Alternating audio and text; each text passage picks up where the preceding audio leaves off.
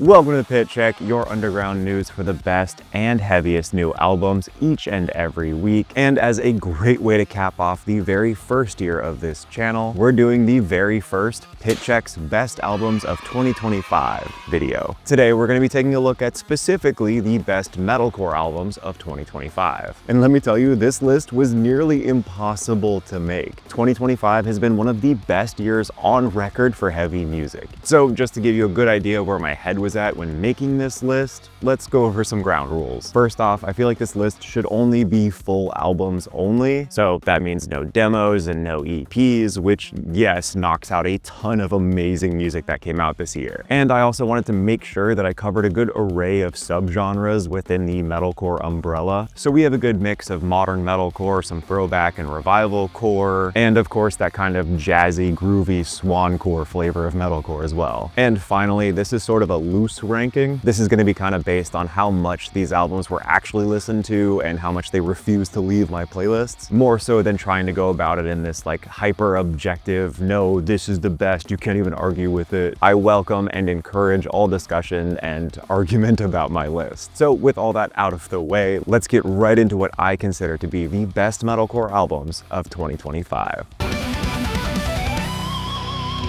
Number 10. Dance Gavin Dance, Pantheon.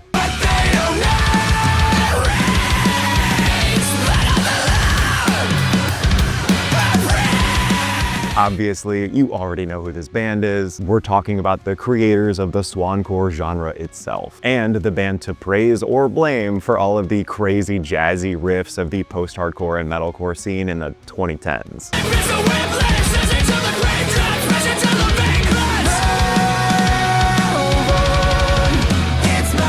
After 11 albums and nearly half as many vocalists, you'd assume that Dance Gavin Dance might become a cold, lifeless version of themselves, but that couldn't be further from the truth here. This is the most interesting and creative this band has been in nearly a decade. I am a huge Downtown Battle Mountain 2 truther, and this is the first album that's hit me in the same kind of way since then. The instrumentals are every bit as jazzy and weird as you'd want them to be, and I have to applaud them for never taking the easy way out and writing songs that are way too accessible. That's not what I come to Dance Gavin Dance for. Keep Dance Gavin Dance weird.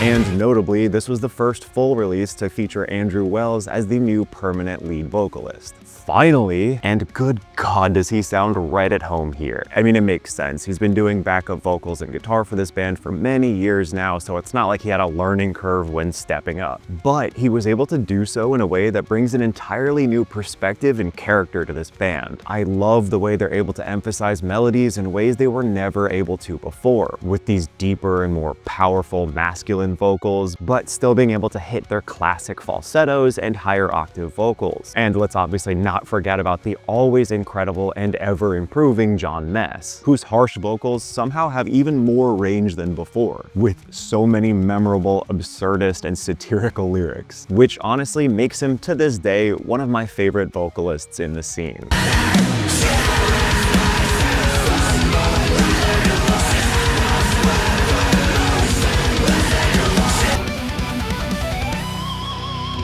Number 9. Landmarks, the darkest place I've ever been.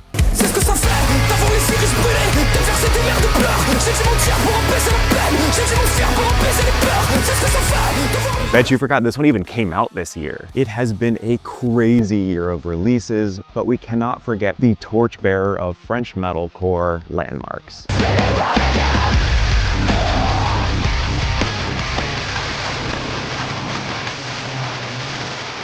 The way this band is able to blend all of these haunting and beautiful guitar melodies with these epic and massive breakdowns, along with these emotional and even super catchy choruses, and my favorite, these short staccato harsh vocals, which all just come together beautifully on this album.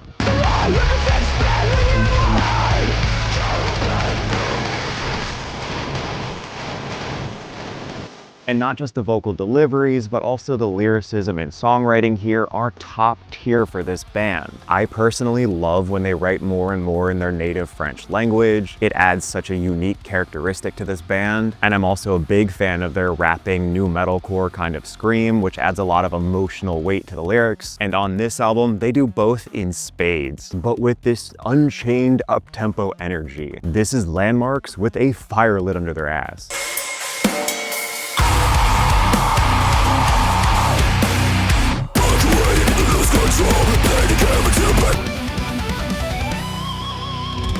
Number 8, Catsclaw, Perfect Death.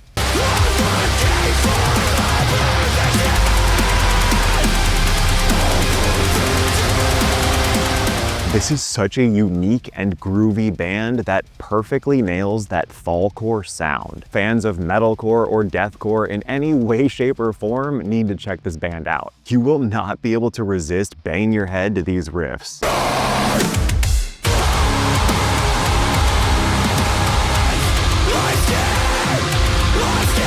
I am such a big fan of their blend of influences that never feels like they're actively trying to be different. Everything here feels natural and effortless. The band says, quote, Catsclaw is a Nebraska-based metalcore band fusing fall grooves, industrial textures, and melodic hooks. With corn-fed grit and sharp songwriting, they bring heavy music into new territory.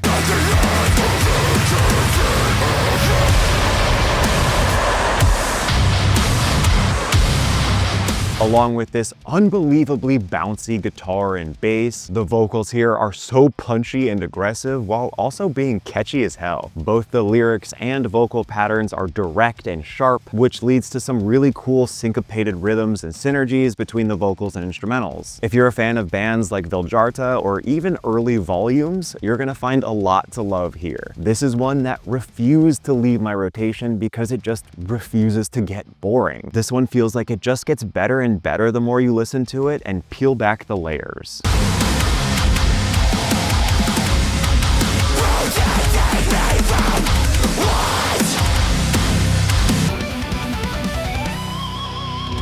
Number 7, Boar Feral.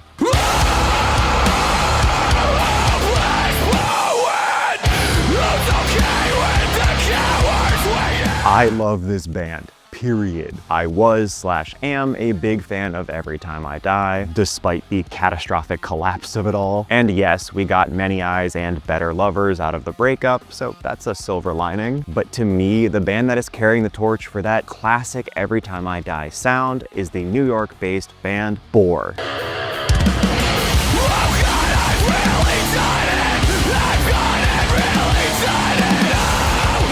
I am such a sucker for these kind of southern and abrasive riffs and the blending of chaotic hardcore, old school metalcore, and mathcore, with Boar explicitly saying they pay homage to bands like Botch, Converge, Every Time I Die, as well as some more offbeat inspirations like Cake, Mr. Bungle, Explosions in the Sky, and At the Drive-In, with the band wanting to, quote, make something you can stage dive and two-step to, but could also zone out to.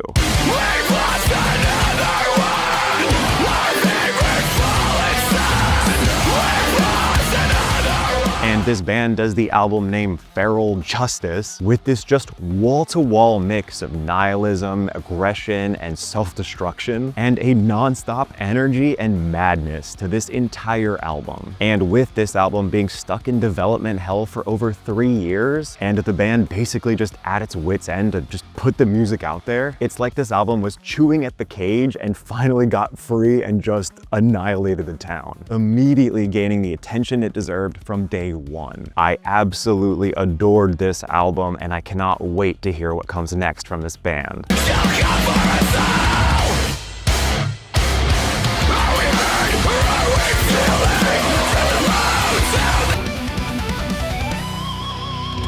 Number 6, Thornhill, Bodies.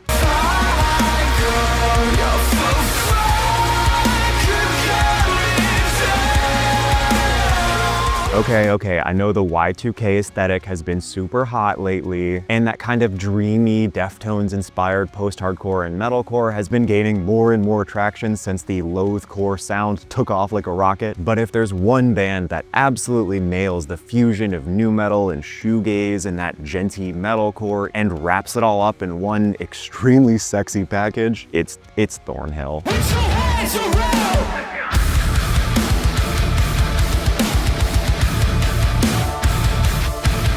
Hey, sometimes you just need some good baby-making metalcore. And yes, I'm probably gonna get some crap because this is a little bit more metalcore adjacent than maybe true metal. Still, the songwriting, the riffs, the ambiance, the screaming and breakdowns, and just the instrumentation across the board are all so top tier. I'm certain you'll be able to forgive this for any perceived lack of heaviness.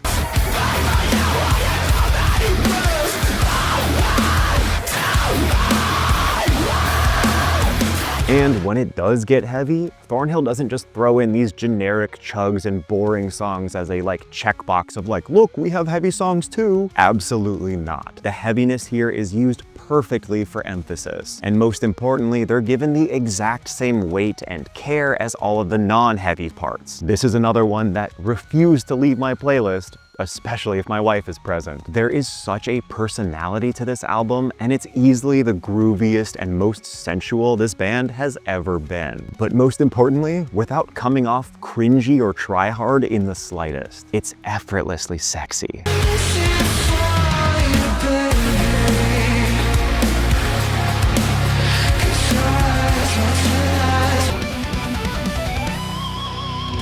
Number 5, Faced Out at Eternity's Edge.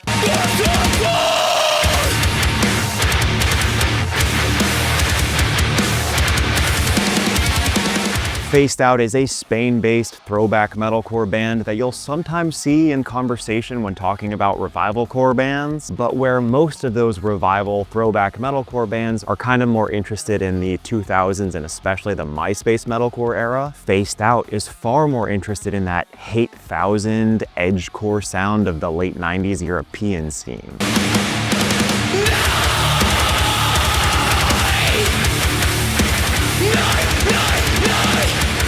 The 8000 sound, especially their version of it, is really focused on those more kind of Slayer-influenced guitars, but mixed with this beefy, tough-as-nails New York hardcore, with no shortage of two-steps and jaw-smashing breakdowns. And I appreciate that Faced Out wears their love of the genre like a badge of honor, explicitly saying, bands like Archangel, Length of Time, Reprisal, From the Dying Sky, and Sentence defined most of our style. And I'm always gonna love when a band gets to absolutely shred while also smashing your face in.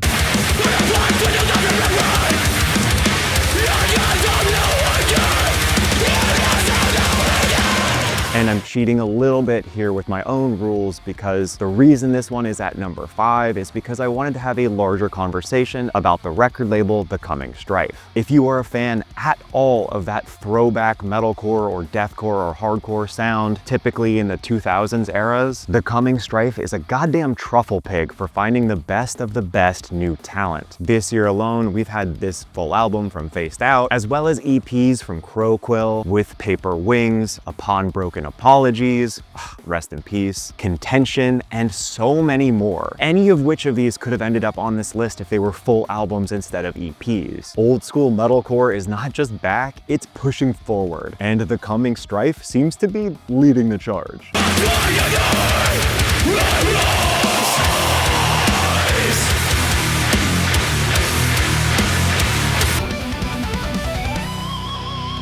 Real quick, I wanted to give a huge shout out to Victory Hill for sending me this awesome hoodie. I made a joke in a previous video that was like, hey bands, if you have any leftover merch, feel free to send it my way. I'll happily wear it on the show. And they sent me a DM like, hey, we're not a band, but I'll send you a hoodie if you want one. Like, hell yeah. And so they did, and I love it. So seriously, thank you so much, Victory Hill. That was incredibly kind. And once again, I'd like to show my appreciation for the bands Pyrexia, Cold Steel, and Overthrow. All of them have invited me out out to shows or sent me merch. And them, along with a lot of other bands who have sent me really nice messages, have given me the support and energy and clarity to know that we're doing the right thing here and to keep going. So huge thank you to all of you. It's been an unbelievable first year for this channel, and I did not expect to meet and talk to so many nice people, and I'm just happy I don't have to bother my wife anymore talking about albums that she's never going to listen to or care about. And now we've made this awesome little community full of really cool people who care deeply about this music. So most importantly, thank all of you for being here, for supporting the channel, and most importantly, for supporting underground music. Number 4, Orthodox, A Door Left Open.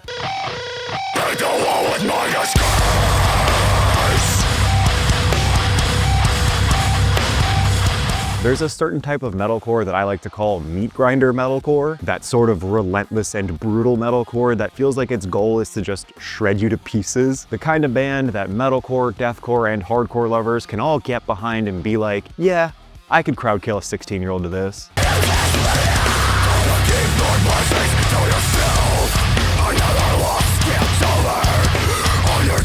And this year, we've had a really solid return to form for this sound. Bands like Orthodox, Mugshot, Exit Wounds, Cell, Boundaries, and more almost sound like a direct retaliation to the overproduced and auto-tuned metalcore. And these bands do it in a way that uses that modern production as a tool to emphasize their songwriting instead of a crutch to fabricate it.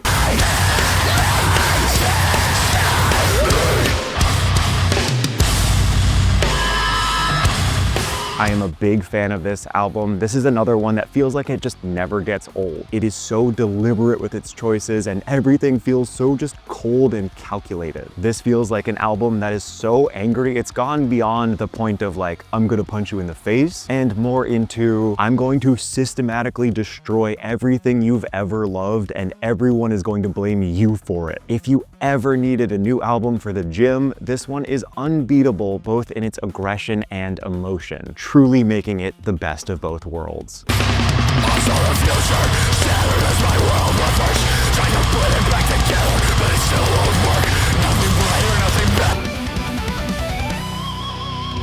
Number 3, Deadguy, Near Death Travel Services.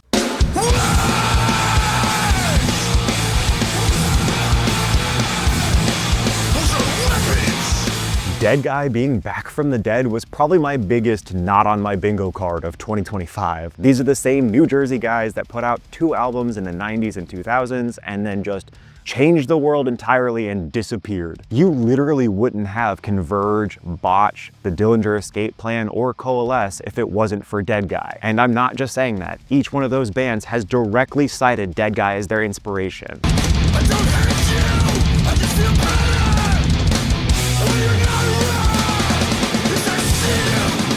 So now here we are in 2025, and the boys are now 50 plus years old, and seemingly out of nowhere, they bust out of retirement just to obliterate all of these modern bands with this timeless and legitimately flawless new album. I cannot believe how much passion and energy is stored into one album. It is literally like they've been bottling up for 30 years, and they needed to get it off their chest or they were going to explode.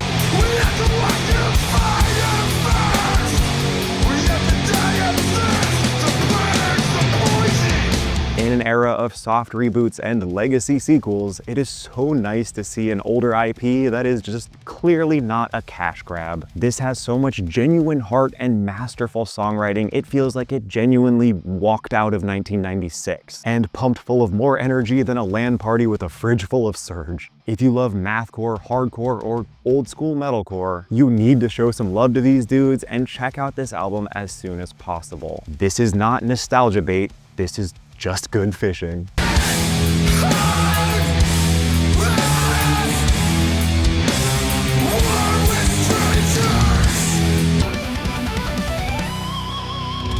Number 2, the Callous Daoboys, I Don't Want to See You in Heaven.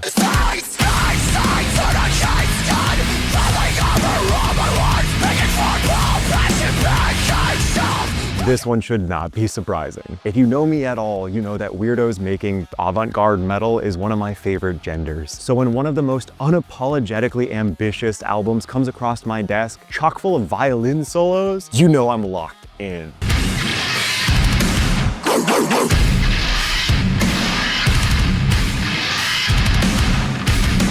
Someone on Reddit said these guys are Fall Out Boy meets the Dillinger Escape Plan, and that's so perfect.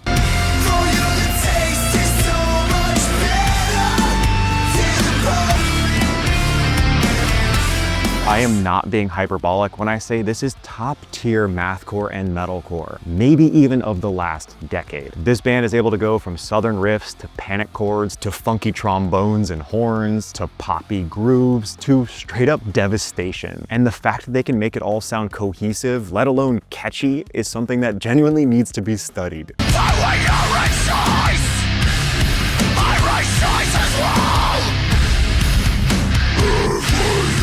This album is not just an art piece, but a masterpiece. And of my favorite type of art pieces, it wasn't made for me, it was made for them. With vocalist Carson Pace saying, quote, "Everything is very singular and personal. I'm not making an album commenting on anything societal or political this time. This is an album just for me. It's every emotion I felt and sobering thought since 2021. I can only make this album now, not in 3 years when I'm 30, not 10 years ago when I was 17. This is the snapshot of 24 to 27, a scrapbook of trial and error, or better yet, a museum of failure." And that level of just putting your whole soul on display for the public is unbelievably successful in its execution. This album is perfect.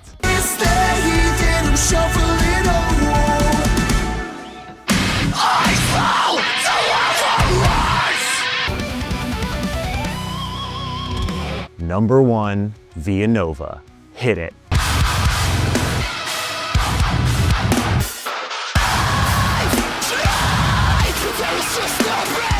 What did I say about weirdos making avant-garde metal? I am that dude you do not want to be stuck behind in the buffet line. There couldn't possibly be an album that is more up my ADHD alley. Every single song on this album is a unique and fascinating journey, all waiting to defy any and all preconceived notions or expectations. This band is completely in control of the reins, and you can either dance along with them or get run over by them. The groove train is coming and it's not slowing down.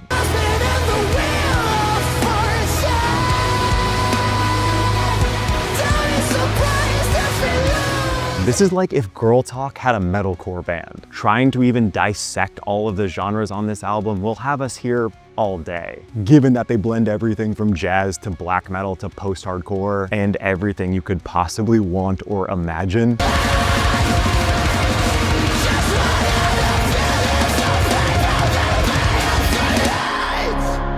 But most importantly, and to me why this band sits at the absolute top of the list, is because this album is just so much goddamn fun. It is just so groovy and dancey and downright enjoyable. The energy and good vibes are unavoidably infectious.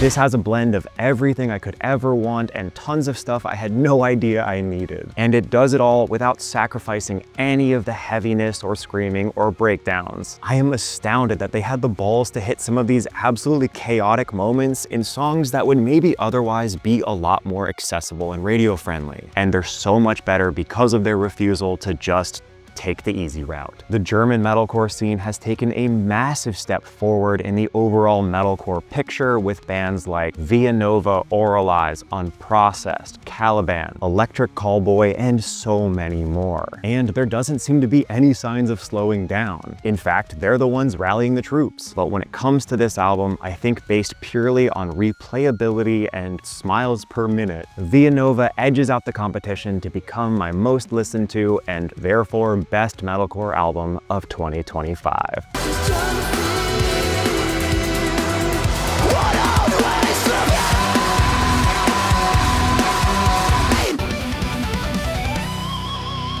And there were a bunch of albums that came wildly close to getting on this list. We had the Unprocessed album that I just mentioned. We got Spirit Box, Stray from the Path, Stick to Your Guns, Grey Haven. There is just so much good music out this year, and I urge all of you to look out more than what was even on this list. I'm sure there's going to be plenty of arguing in the comments, so that's a good thing because everyone's going to be talking about which albums were their favorites. So if there's anything that's on there that's not on here, it's probably pretty good too, so check that out too. But you know, I give you full permission, as always, to roast me in the comments if there's anything that I missed, anything that I should have paid more attention to, or if you just want to call me dumb because I didn't include your favorite album. And finally, my deepest apologies for taking so long to get this one out. I had to go kind of impromptu visit my family down south. As you can see, I'm not in my tiny New York apartment, so finding the time to record this and edit it was nearly impossible. So I thank you guys for the patience, and enjoy your homework for all of these new albums, and have a safe and happy new year.